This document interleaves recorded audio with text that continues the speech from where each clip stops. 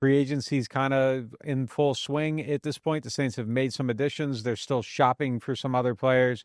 What do we feel like they've done anything to like really materially improve to this point? Yeah, I mean, materially is a strong word. If they stop now, and I don't think they will stop now, but if they stop now, I feel like they're just kind of running it back. And some of the players who started to fade last year are going to fade a little more because they're a year older. That their big spendings are Chase Young and Juwan Johnson. That doesn't make it feel like a new team, even though I understand why those signings make sense. Well, Reed. No, I'm saying that their biggest spendings, yeah. But yeah, that's what I was going to say. So the only new additions are so far Justin Reed, Isaac Yiadom, Devon Godchaux. That should make you a little better. But I mean, if it's a team I picked to go 8-9 last year, after they were built the roster in the summer, it's probably a team I'm going to pick to go 8-9 again this year. And so that's why I kind of present the question in the headline: are they stuck in the middle? You've made the point. If you're going to keep a Derek Carr and you're going to spend all that money on a Derek Carr, do you have to go full in? Like, should they really be trying to get Cooper Kupp in here? Should they be trying to get Mekhi Becton in here? I mean, is that, or we've talked to death about how we thought they should reset. We thought they might reset. They're not resetting. Is the middle the worst place to be? Or is it, I don't mind approaching free agency with just a couple of smart signings for most teams in general, but I'm just really torn on these Saints. Like, if they're not resetting and they're not clearly getting better, I think that's where the fan base is kind of stuck right now too. Yeah, I mean, look, the thing about, well, we're going to see, right? Yeah. I mean, like they're actively in the mix on Cooper Kupp right now. 1:36 p.m. on Friday afternoon is we're recording this. He'll probably be on a team by the time this thing goes out tonight, if there's any progress on this. So we'll kind of see where that one goes. But it shows they're trying to get away from it. And if they don't get him, I imagine they try to get somebody else. I don't think they're just going to go out and throw money around or whatever. I don't think they're willing to outbid anyone on Cooper Kupp. I think they're kind of willing to put their price down, see if he wants to be here. If he wants to be here, he can come here, take their money, and play for the Saints. If not, he can go somewhere else. So we'll kind of see where that's at on that. I think they have gotten better. I mean, I think Godchaux and Reed help your run defense. Yeah, for sure. That's one area you needed to get better in. That really need to that need to get better. And then we heard Reed today talking about how he sees himself as the tone setter. I think they need that on the defense as well. So I think those things make them a little bit better. And look, I think there is an element of realism here where the team's going to be healthier than it was last year. Yeah. I think. Oh, they're going to be better than 5-12. Yeah. I'm talking more about, like, have they gotten better in the overall sense? Yeah, like I said, I'm comparing it to where I was at in the summer of last year. Yeah, I probably feel the same way. I probably feel the same way. Yeah, I feel like they're probably a team that's good enough to win the NFC South if they stay healthy and they get a couple breaks. Yeah, I mean, that's just kind of where everybody's at in this division, though. But I think that there's a sentiment within the fan, like a segment of the fan base, that this is the worst team ever assembled and the worst quarterback to ever play football. Sure. And like, I don't think any of that stuff is true either. I won't identify how I'm related to this a diehard Saints fan in case he doesn't want to be outed. But he texted me even after the Isaac Yiadom signing yesterday. So I think it's after every signing they've made so far and said Saints are going 0-17 this year. And I'm like, They win like 8 games every single year, and they're putting that same 8-win team back out there. You can hate that. You can hate being an 8-win team every year, a 9-win team every year, a 5-win team when you're injured.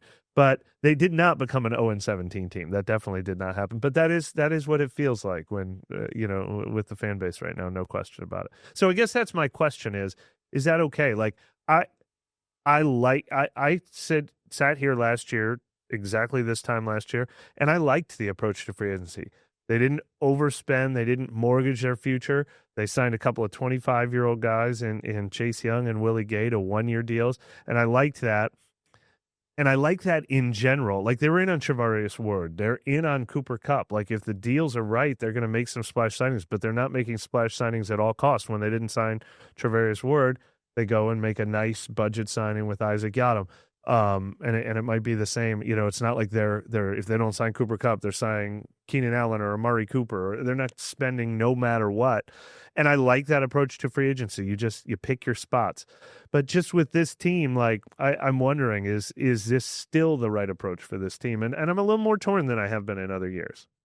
Yeah, I mean, I'm not going to do the thing every week where we're like, well, I don't agree with this, but this is what to do. So we're going to analyze it through this. You know what I mean? Like we did that with Derek Carr forever. It's like, well, we think they should do this with that. There's two paths. They should be down this one, but like I'm over here, but like they're over there and they're doing that. And I think Derek Carr's this quarterback and he ranks with this guy and that guy. Like we do that every single time. So like it's annoying. Like our take on this has been very clear that we would have picked one of two ways to try to start a reset, like kind of usher out some of the older guys or usher out the quarterback, but kind of pick one of those and go with it.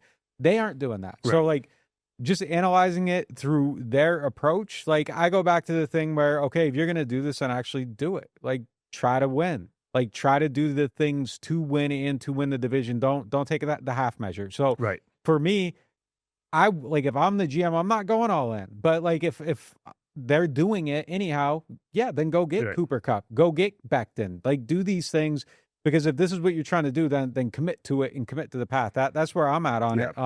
You know, I don't think it should be at all costs or anything, but like I don't think they should be doing a few of the things they're already doing. No so at this point, just win the games, do what you got to do. That's the right win. question. Since this is the path they've chosen, would you feel better? I think I would feel better if they added one or two more. Now, I don't think Cooper Kupp or Mekhi Becton. I mean, I think we're probably looking at 3-year, $35 million deals for those guys. We're not looking at $100 million deals for those guys. So, yeah, one or two more of those, I think, would make me be like, all right, now I actually see a path to winning the NFC South. I don't see an NFC South winner yet.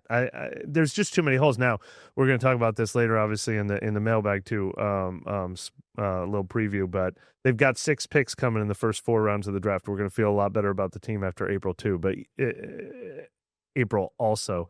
But, since they've chosen this path, since they kept the entire band back together from last year, I still see a couple of holes. I think I'd like to see a guard or a receiver. Both.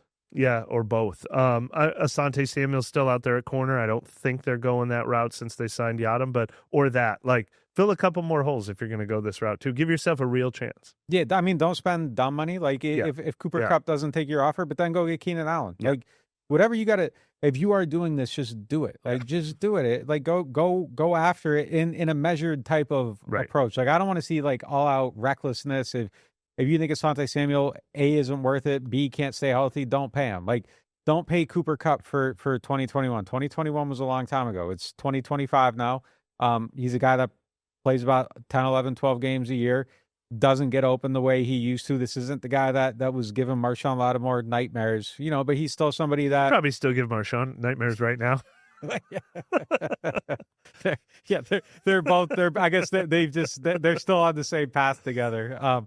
Yeah, so maybe, but you know what I mean? Like, he isn't that guy, though. That guy that was like, just like a 1,900-yard guy. He's not that anymore, but he's probably somebody that can give you 50 yards a game and 60 yards a game and can get open. Take that on this team. He'll make a physical catch. He'll give you, he'll give you the big dog, all that stuff. Like, but yeah, I'm not outbidding anyone for him. Like, I don't have to have him at all costs, but I think it is a good idea if you are doing what they're doing to try to have that other receiver. So,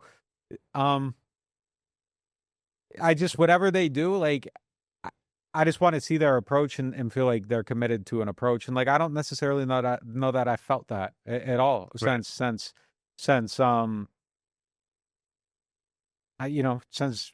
Jameis Andy season. That was the last time I really felt like they were trying to do whatever they had to do to win. They couldn't find the right quarterback, but it's kind of just felt like we're going to try to not be bad and hope that we can win. And like, I just want to see like just a little bit more toward either be one bad direction or the other. Good. Yeah. I didn't mind it when I really saw the 10-win path. Like I there were a couple of years. I think the first year they signed Derek Carr, I don't know if I picked them to win 9 or 10 games that year. I thought they were going to win the NFC South that year, and so that was just 2 years ago. Last year, like I said, I picked them to be an 8-9 team, but I didn't mind it because I didn't think they had, they didn't get trade up in the draft. They didn't give up any future draft picks. They didn't spend a ton of money in free agency. They made a couple of smart measured signings. I was okay with that, but yeah, I don't know what I see right now. I would need to see a couple more players to really think they could win the NFC South, though, and I'm sort of leaning toward, well, at least try to win the NFC South at this point because you're not resetting yet. So I think we're on the same page there.